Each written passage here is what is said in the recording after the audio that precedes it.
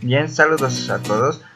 En esta ocasión vamos a resolver el siguiente ejercicio. El ejercicio número 2 consiste en el circuito de la figura determina el valor de IS. Entonces, en el presente circuito lo que se debe realizar es hallar el valor de la corriente que está entrando al circuito. Y para ello nos dan los datos que nos ofrece en pantalla. Una fuente de voltaje, eso está expresado en su forma instantánea, y también tenemos un arreglo de resistencias, capacitor e inductancia. Entonces lo que se debe realizar de antemano es analizar el circuito. Bien, entonces vamos a analizar el circuito. Ahora, analizando el gráfico, tenemos que tomar en cuenta lo siguiente. Tenemos en acá un arreglo de capacitores, inductores y de resistencias. Entonces nosotros, para resolver esto, todo esto lo debemos interpretar como impedancias. ¿Qué datos necesitamos para ello? Necesitamos expresar estas capacitancias y estas inductancias como una impedancia. Para ello tenemos las siguientes fórmulas. La impedancia de un inductor va a ser igual a J omega L. Omega, que viene siendo la frecuencia angular en la cual funciona todo el circuito. Y X de C, que va a ser igual a J1 sobre omega C. Entonces, mediante estas ecuaciones tenemos que hallar las impedancias de los capacitores y de los inductores y expresarlas en ohms para luego hallar Z equivalente. Bien, entonces en acá tenemos que expresarlo de la siguiente forma. Ya que vamos a trabajar con impedancias, en acá volvemos a expresar el circuito, pero ya con estas cajas que en acá nosotros lo vamos a denominar impedancias. Acá tenemos las impedancias. Entonces, estas impedancias pueden tener tanto parte real como parte imaginaria. Ahora, por ejemplo, para Z1. Z1 simplemente consiste en un arreglo de resistencia. Entonces, anotamos 2 ohms. Para Z2. Z2, en este caso, solo consiste de un capacitor. Entonces, el valor en ohmios va a venir siendo de esta ecuación, solamente que hay algo que también hay que agregarle a esta ecuación. Siempre para el capacitor la impedancia se le expresa como negativo. Siempre se expresa como negativa. Entonces en acá sería menos J1. Ahora, ¿de dónde obtenemos este omega? Este omega lo vamos a obtener de la ecuación que se nos presenta al inicio. Esta ecuación en acá, dentro de la función coseno, tenemos la frecuencia angular, que siempre viene acompañado multiplicado del tiempo. Entonces yo agarro esta frecuencia angular. Omega va a ser igual a 2000 radianes sobre segundo. Agarro esa frecuencia angular y anoto en acá abajo 2000 multiplicado por la capacitancia. Ojo que con esto también debe ir expresado en microfaradios. O mejor dicho, esto debe estar expresado sin los prefijos que en acá se anotan a la unidad, es decir, por 10 a la menos 6. Y así obtenemos Z2. Para Z3. Z3 consiste en un arreglo de inductores y de una resistencia. Es decir, es más bien un arreglo de un inductor y resistencia. Entonces en acá vamos a decir que Z3 es igual a la parte real, que vendría siendo 20, más, porque al inductor se le anota con más, J veces omega L, es decir, 2000 por 2, al igual que en el anterior caso, se la anota sin el prefijo, es decir, con la unidad original de la inductancia, 2 por 10 a la menos 3. Entonces en acá ya vendríamos teniendo todo este arreglo. ya vendríamos teniendo esto. Entonces en acá, Z2 va a ser igual a menos 1 dividido entre 2000 por 50 por 10 a la menos 6. Eso lo introducimos a la calculadora. Y el resultado nos sale que es menos J10. Entonces podemos expresarlo de esta forma. Menos J10 unidades en ohms. Y acá 2000 por 2 por 10 a la menos 3.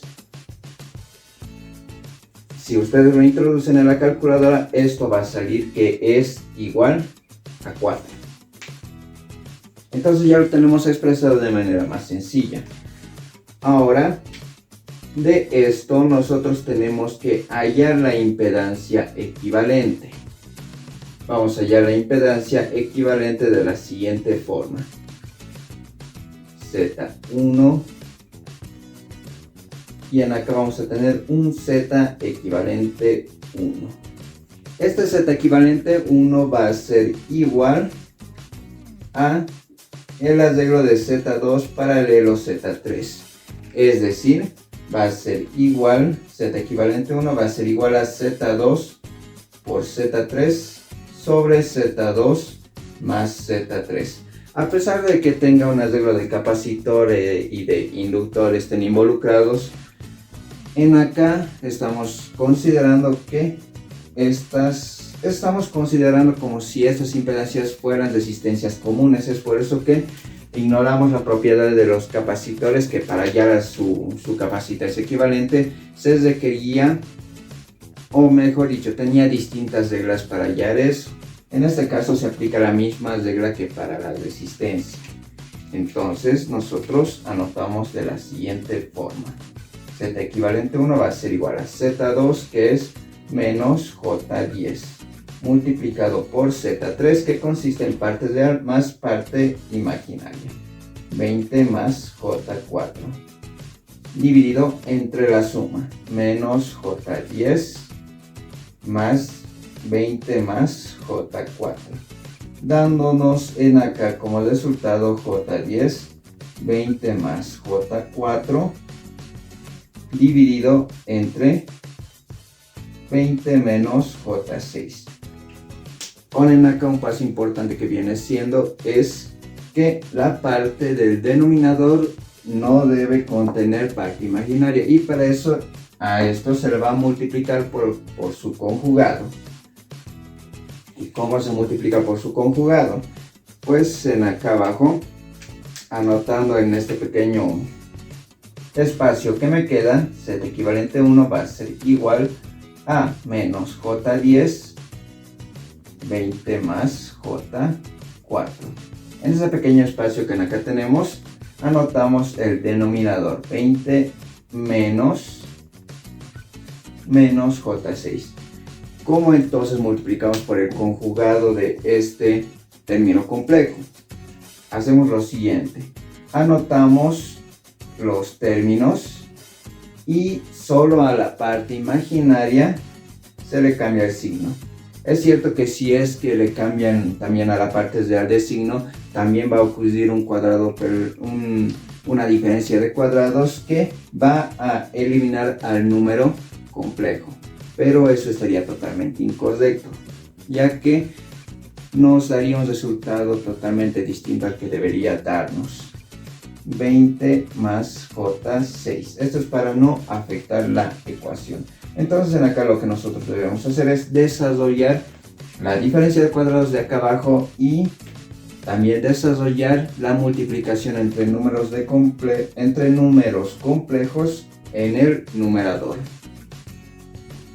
Entonces simplemente nos queda desarrollar esto. Bien, entonces ya desarrollando todas las operaciones entre números complejos, obtenemos este Z equivalente, que tiene parte real y parte imaginaria. Eso también es un dato muy importante. La parte real jamás debe ser negativa. La parte imaginaria puede ser negativa o positiva, pero la parte real jamás debe salirles negativa. Ahora bien, volviendo al circuito, Acá en el ejercicio nos pedían hallar ISDT, no hay que olvidar ese detalle. Ahora ese ISDT se repiten acá. Claro que en este caso yo lo voy a expresar como un fasor. Ahorita vamos a ver por qué. Ahora, de este circuito podríamos obtener su Z equivalente de la siguiente forma. A este simplemente le voy a llamar Z equivalente. ¿Y qué habíamos dicho con respecto a las impedancias? Que funcionan como las resistencias, es decir, dos resistencias conectadas en serie se suman directamente. Eso quiere decir que para Z equivalente lo único que vamos a hacer es sumar Z1 y este Z equivalente 1 que hemos obtenido.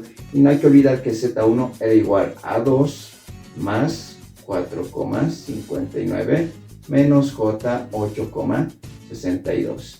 De este resultado obtenemos que Z equivalente va a ser 6,59 menos J 8,62.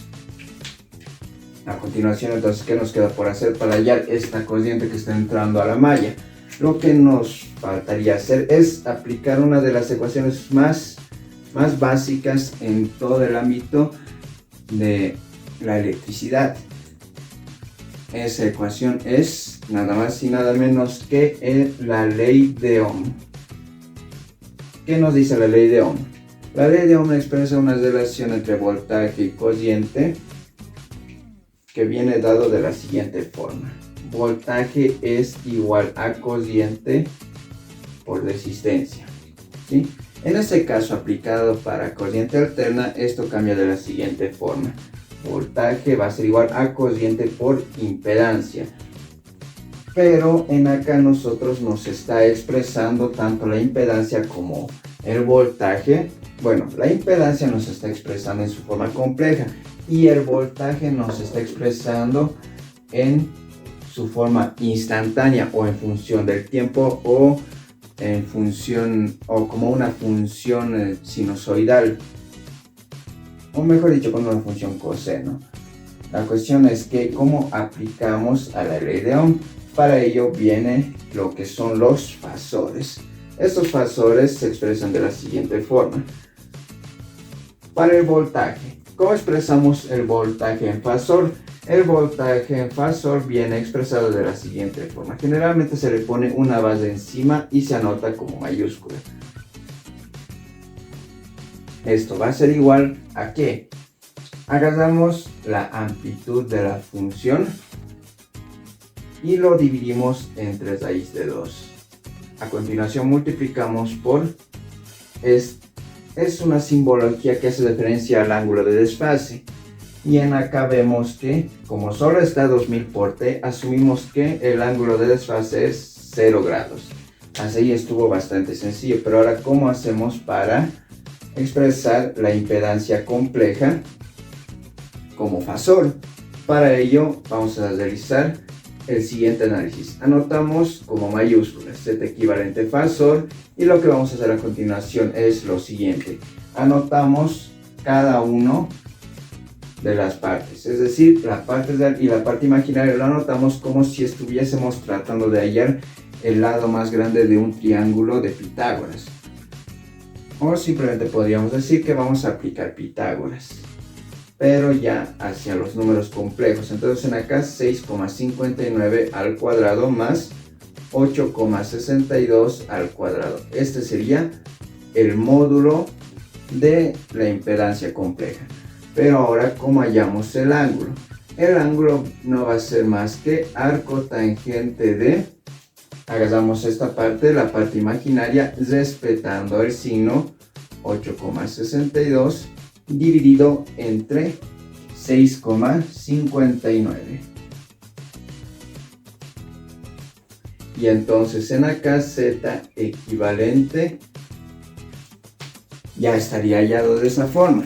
Ojo que en acá dentro de el ángulo de desfase se tiene que respetar el signo que salga de acá, ¿sí? Que salga de el análisis de arco tangente. A ver, 6,59 al cuadrado más 8,62 al cuadrado. En acá entonces la impedancia en su forma factorial, en acá nos sale 10,85. Y en acá su ángulo de desfase va a ser arco tangente de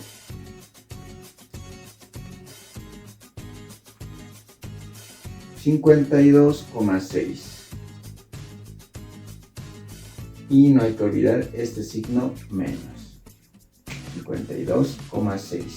Ahora bien, a continuación lo que vamos a realizar es aplicar la ley de Ohm en forma factorial. Pero para eso vamos a despejar de la siguiente forma.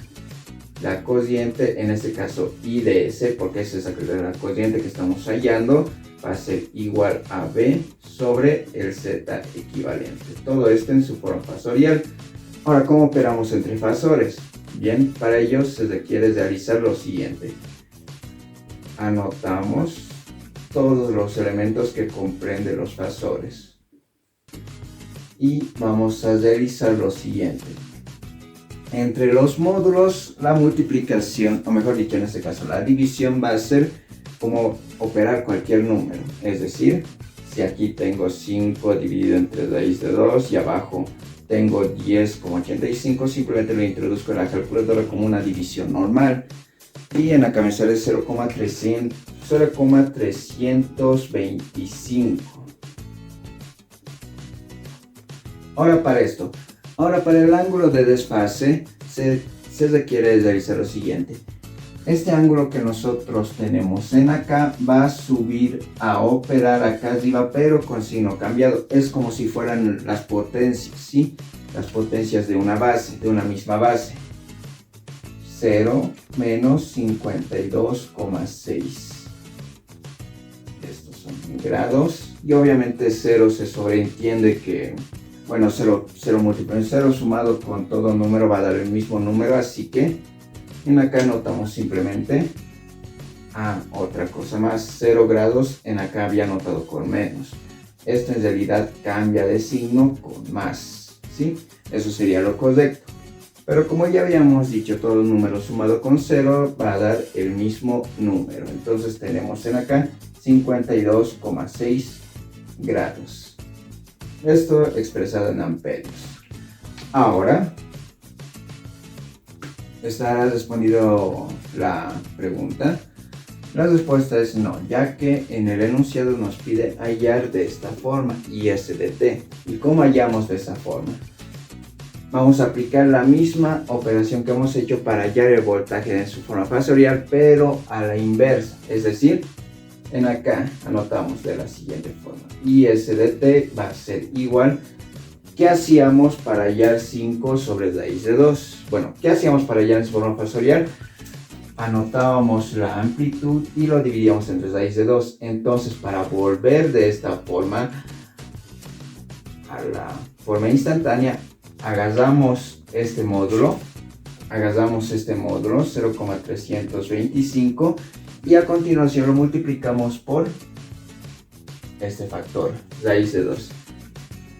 Para pasar de instantáneo a fasor teníamos que dividirlo entre raíz de 2, pero para pasar de fasor a instantáneo lo tenemos que multiplicar por raíz de 2.